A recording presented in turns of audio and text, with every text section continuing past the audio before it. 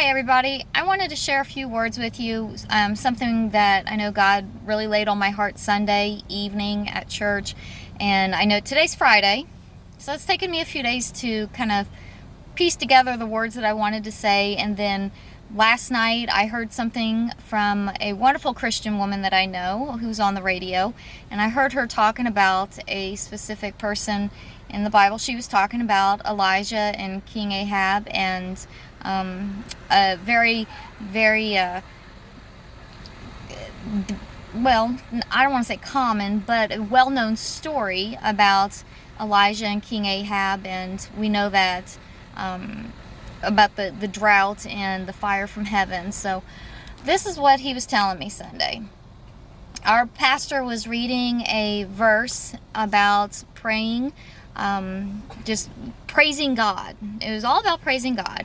And as he was reading this verse, it was just like God just smacked me upside my head and said, you need to stop worrying and you need to start praying blessings over school. And I was just like, wow, okay. Yeah, I really do. Because I've always said, when you are worrying and anxious about something, you should stop and you should pray and hand it over to God. And I know this summer I am not the only person out there who has been worried, who's been anxious, who's been stressed over what is going on and then how school's going to start. Because as a teacher, it's been one of my top concerns. Not so much about the COVID-19, but just how things were going to pan out, how it was going to affect my children, all the restrictions on the socialization part, their social development, and it's been a worry, okay? But I've been really worried and just way too worried. It's just been consuming me. It's okay to worry about things sometimes, but when it comes to where it's all consuming, that's not okay. And I've not really prayed over it, and I've not really handed it over like I should have. So Sunday night he was just like, stop the worrying. And he said, start praying blessings. And so that's what I've been doing all week. Every day, morning, at night, and even during the day, I have just been praying and praying blessings. Now, what I'm trying to do is I want this video is my way of calling out to everybody. This is a call to action to people that it is your turn, and we all need to get together, and we all need to be praying blessings over our school year. We need to stop worrying, okay? Teachers, we know what comes, and we have to prepare the best we can, but we can't worry over it because we know in education things change and things happen that we don't have control over, but we do have to be the best we can for our students, and that includes our own kids.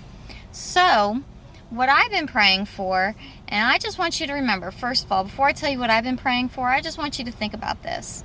We have a lot of things going on that just seem very overwhelming and very, when you look at it, it just seems like to have something different happen is going to be impossible. But I also want you to think about this. At one point, Elijah was in front of King Ahab, and he said it wasn't going to rain.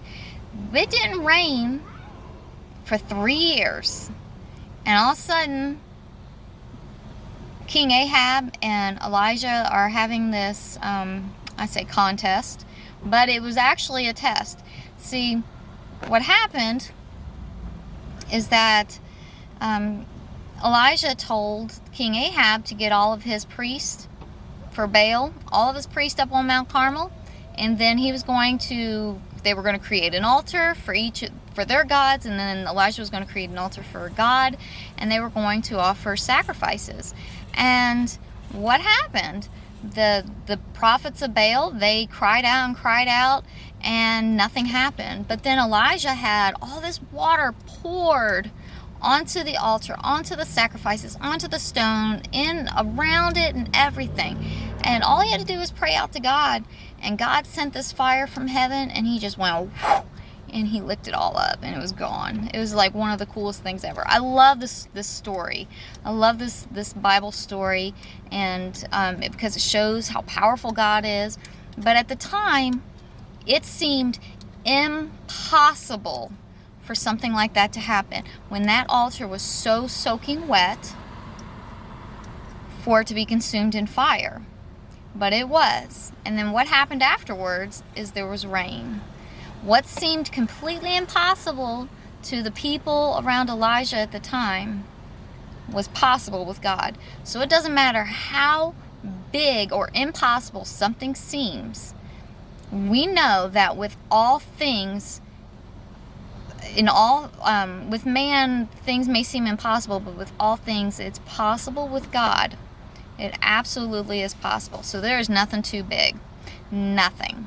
So right now, I am praying blessings over school. And my two things that I am praying for more than anything else, and I am praying for that raining down of blessings on our schools to have in-person learning for this year. And we will not be shut down. That is my prayer. I just want the blessings to rain down on the schools, and that we will have school all year long. And the second thing is that the blessings will just rain down on our students, and that they will thrive, not just survive, not just show up in school day in, day out, and just survive from day to day with the chaos, with the uncertainty and everything else, with the lack of socialization, being told they can't hang out with their friends, being told they can't congregate with other kids, being told they can't be in groups and they have to stay away from each other. I am praying that God just rains down his blessings on them, and that they can thrive, not just survive, but thrive in school this year, however that might look. But I am praying those blessings. So this is my call to you. For the next few weeks, and even the months to come, let's just pray for God's blessings to shower down on our schools. Not just the school district I teach at and my kids go to school, but in every district. Let's just pray for those blessings to rain down. Just like God sent that rain after that 3-year drought, let him just rain down his blessings on our schools, and just let our schools and our students thrive this year. Let there be no shutdown. We have our in-person learning. Our students thrive, and that blessing just rain down on us, because you know what? Nothing is impossible with God.